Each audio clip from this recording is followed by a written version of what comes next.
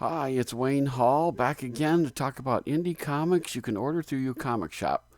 But first, I want to talk about a book I just got in the mail. Oh, is it this one or this one? I can never tell which one it is. It's probably this one. But I had a chance to interview Barb for my podcast, and it's a great book. If you haven't gotten it, I highly encourage you to get it. Get this one too. Get them both at the same time. They're wonderful books.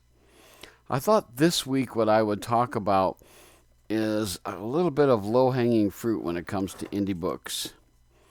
And it's a book called Mouse Guard. If you haven't been reading Mouse Guard, you should. Mouse Guard is one of these great books. David Peterson is the creator. He does the writing, the artwork, the lettering, the coloring, you name it. He does the whole thing.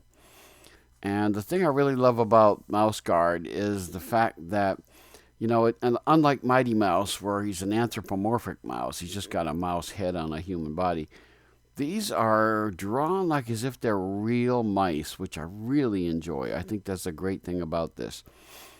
And like I said, he spends a lot of time doing this. He often does podcast interviews, he told me, because he does that so people realize that he hasn't died. Because he's so busy doing these things and he does the whole thing like this. And let me tell you, they just are spectacularly done. Okay, odd size. Notice the strange size for it, but it's such a wonderful book. I remember when I discovered it first in the previews, I was just stunned. I really love the artwork about it. I love the concept. These are mice in a world, and if you look on the back of this cover, there's one of the predators, an owl, that's after them. And the thing about mice is that, of course, very vulnerable creatures. They struggle to survive a lot. Now, one thing I want to point out that Mr. Peterson lets other people play in his sandbox sometimes, and he has other stories that other people have created as well. And the Legends of the Guard is one of the books that he does that. They have done free comic book day versions of this. This is a great one. This is the other free comic book day one that they have done. Very, very good stuff. Just wonderfully done stories. Now, one of the things I wanted to talk about the fact that when I interviewed him, he was the first one I ever interviewed for my podcast. And I asked him, I said, where did the characters come from? Because, I thought maybe they're based on the Knights of the Round Table or something. And he told me, no, actually, they're based on him and his friends. He knows his friends real well. And so what he does was he can put their characters into these characters. And he actually makes them, really vibrant. And it's really interesting stories, how what they do. They're just such great characters, and the artwork, I have to say, he just does a beautiful job on this stuff. Just fantastic things. And this is the winter. I think this was the last one he's done. Now it's been a while since one of these has come out, maybe a year or two. David has gotten off and doing other things. He did A Wind in the Willows. He did graphics for that as well. But the characters are really interesting, and they live real well. The artwork, and if you've ever seen, he does like an online thing where he shows about how he puts the art together. And it's a process. It takes him a long time to do. These books come out through Archaea, which I believe is now part of Zoom. And I really enjoy the storytelling. Vulnerable characters who we struggle with. We want them to succeed, but we know they're in terrible danger. Sometimes it's a snake. Sometimes it's other things. And, they're just like regular mice.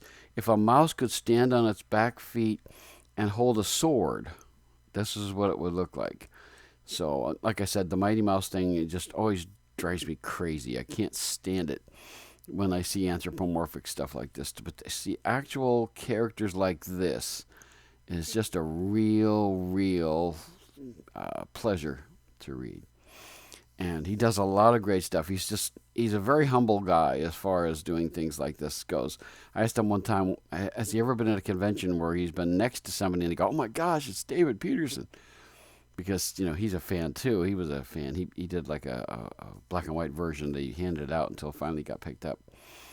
And I always get a kick out of him because he does such fabulous artwork. It's just, and he's so humble about it. That's like I said, he's just amazingly a good guy to do. The thing about this is that it's kind of set in. It's basically medieval times is the function of it. Like I said, swords and what they use. They struggle to get around. They can build homes and stuff. In fact, in the Legends of the Guard, you'll often see that there's a framing sequence where they're in somebody's bar or this kind of thing. They're in a place where people can gather and they start telling stories, and that's how the Legends of the Guard run. And he has different people, usually people he asks that get into it and do it. And he gets different art and very different art in here, as you can tell. Things are very different, which I really like. But there's a lot of variety in it. It's one of those classic books that I think if you don't have in your library, you don't have amongst your books, you really ought to. It's just something extremely special. And, the odd size, it's got a lot going against it. It does the different size. It doesn't fit nicely into comic book bags and boards and things like that.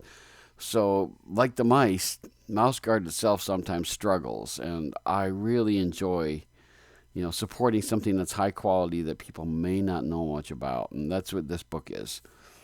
This is a collected version, and it's hardcover, which I always get the hardcovers of these things because I really like them. So let's get to the grading of things, shall we? The writing on this is always really well done. I think that it's extremely strong. The characterization is strong.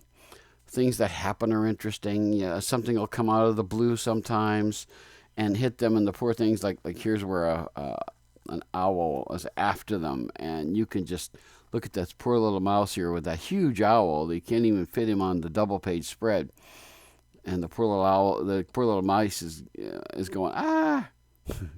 So this is the kind of thing that you pull for them. You must do that. The characters, because he can breathe these personalities into them, is really good. So I would have to say, from the writing standpoint, he understands us and what we're going to be feeling when we see these things.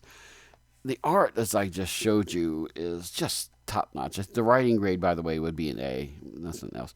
The art grade would also be an A, I have to say, because you look at that could easily be a poster. I mean, the way that he does stuff is so spectacularly done. And it just sparkles with real animals. I think that's just a wonderful thing. Literary merit, I'd have to give this an A. It is the kind of a book that even 5 years from now, if you read, or even 20 years from now, you could still get some great meaning out of it, and you could still get into the story and really appreciate the characters and appreciate the situation they're in. So that's particularly good. Again, it's got to be an A for literary merit. Fun factor, this book, there is some fun written into it. The characters, because they're based on real people, they tend to have a sense of humor. They tend to talk with each other, joke with each other on occasion. But again, the dire situation comes. So I couldn't give a fun factor like an A. I would say probably a B. So because it's enjoyable, they speak to each other like real people do, which is really good stuff. Overall grade, I have to say, this book is a classic. If you don't have this on your shelf amongst with other ones like The Dark Knight Returns or Watchmen or other things like that, or other great books, you really should. This is a kind of book. There are several volumes out.